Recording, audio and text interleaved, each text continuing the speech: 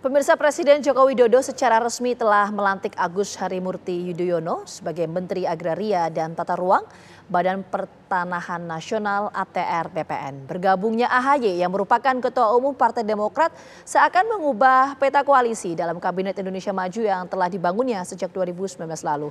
Lantas apakah bergabungnya AHY bersama dengan gerbong Partai Demokrat dapat memperkokoh koalisi Presiden Jokowi yang kini tercermin dalam Koalisi Indonesia Maju pasangan calon presiden dan calon wakil presiden Prabowo Gibran?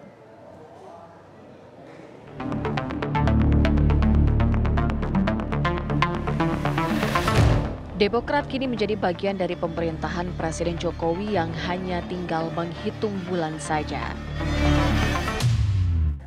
Sejumlah kalangan menilai penunjukan putra Presiden ke-6 RI Susilo Bambang Yudhoyono sebagai Menteri ATR tersebut bersifat politis. Presiden Jokowi memang tengah memperkuat koalisinya saat ini. Lalu semudah itukah Demokrat mengubah peta koalisi? Dibilang semudah itu juga tidak, karena tentu ini kan bukan keputusan 1 atau 2 hari kemudian gitu. Meskipun memang prosesnya cukup cepat karena Mas Ketum kita baru diberitahu sekitar hari Senin begitu ya, hari Senin, lalu kemudian hari Selasa sebelum pelantikan dipanggil oleh Pak Jokowi, baru hari Rabunya kemudian dilakukan pelantikan. Tapi kalau kita flashback ke belakang, tentu kita tahu bahwa saat ini pada pemilu 2024 kita juga melakukan koalisi dengan Koalisi Indonesia Maju, di mana di sana juga banyak partai politik, rata-rata adalah partai politik pengusung pemerintah, sehingga tentu sudah banyak komunikasi dan juga menjalin kesepahaman dengan partai-partai pengusung pemerintah. Tapi tentu yang kita lihat di sini adalah sejak awal, meskipun kita oposisi, kita juga bukan oposisi yang apa-apa pokoknya harus kontra dengan pemerintah. Kita selalu ada dalam oposisi yang strategis, di mana apa yang baik akan selalu kita dukung, tapi apa yang tidak baik kita berusaha untuk melakukan posisi yang berbeda begitu. Tapi lalu kemudian sekarang ada kesempatan untuk masuk ke pemerintahan, tentu ini adalah cara Partai Demokrat. Jadi tentu ini bukan masalah mengubah pandangan, tapi mungkin cara kerjanya. Kalau dulu mungkin kita selama ini menjadi oposisi, berada di luar pemerintahan, sehingga yang kita lakukan adalah biasanya kita hanya menitipkan aspirasi-aspirasi sebagai oposisi di pemerintah begitu. Tapi kalau sekarang, karena kemudian Pak Jokowi memberikan mandat kepada Pak Ketum AHY, ini adalah mungkin salah satu cara sekarang Partai Demokrat, kalau yang dulu hanya bisa memberikan aspirasi-aspirasi, sekarang ada di pemerintahan untuk ikut melakukan perbaikan-perbaikan. Apa yang sudah baik dilanjutkan, yang belum baik diperbaiki. Pertanyaannya gini, nggak tahan juga jadi oposisi gitu? Oh enggak dong. bukan masalah tidak tahan oposisi, tapi tentu kita lihat bahwa politik kan cair sekali Mas sekarang ini, dan kita juga lihat bahwa sekarang rasanya agak sulit melihat mana yang oposisi dan mana yang bukan gitu. Apalagi kita lihat dinamika politik saat ini kan, yang mana yang melakukan perubahan tapi juga tetap masih ada di pemerintahan. Jadi saya rasa ini, kita lihat ini sebagai salah satu cara, mungkin ini saatnya untuk berkontribusi lebih baik. Lantas apakah bergabungnya AHY beserta gerbong Partai Demokrat dapat memperkokoh koalisi Presiden Jokowi yang kini tercermin dalam Koalisi Indonesia Maju pasangan calon presiden dan calon wakil presiden Prabowo Gibran? Konteks politiknya seharusnya ini akan memberikan insentif kekuatan politik yang lebih solid, terutama di fase akhir 8 bulan pemerintahan Pak Jokowi.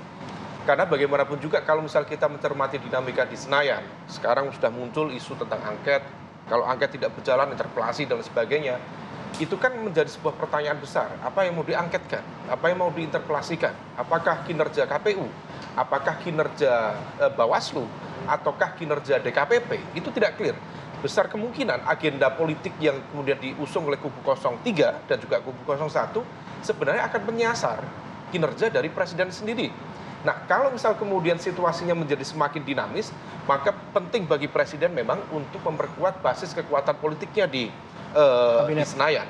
Noted bahwa ada sejumlah partai yang per hari ini masih berada di kekuasaan, tetapi narasi, argumen, dan juga positioning mereka seolah oposisi. Tetapi kemudian karakter oposisinya menjadi hermaprodit ya, agak banci. Di satu sisi menjadi bagian dari kekuasaan, di satu sisi kemudian melakukan kritik terbuka terhadap kekuasaan. Tetapi satu hal yang cukup menarik, bahwa menurut informasi spekulatif yang saya terima dari teman-temannya Mbak Diska itu, konon kabarnya Pak Jokowi itu sudah mencoba untuk menarik Mas AHY ke pemerintahan itu sejak 2019. Lobby-lobby dari orang-orang terdekat sudah dilakukan, tetapi kemudian mental beberapa kali. Karena apa?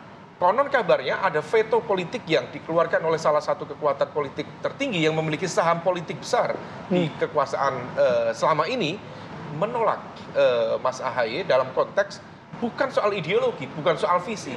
Hanya barangkali semata-mata Mas AHY adalah anak dari Pak SBY. Sesederhana itu. Artinya bahwa ada memang satu situasi yang kemudian barangkali kalau misal kemudian sekarang Pak Jokowi memberikan ruang pada Mas AHY, sebenarnya ini adalah sebuah penegasan bahwa Pak Jokowi mencoba untuk berdiri secara independen, tidak lagi berada dalam bayang-bayang, let's say, Ketua Umum PDIP, Bu Megawati Soekarno Putri, dan independensi itu kemudian meletakkan beliau sebagai presiden yang bukan dalam konteks petugas partai yang sudah diklaim selama ini.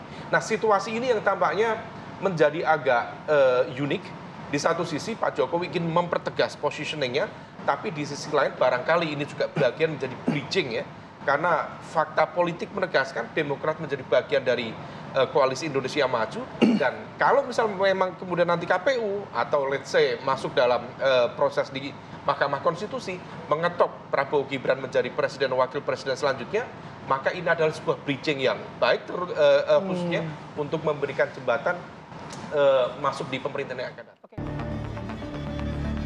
Peta koalisi pasca Pilpres 2024 ini juga masih bersifat cair sebelum adanya penetapan oleh Komisi Pemilihan Umum. Tim TV One mengabarkan.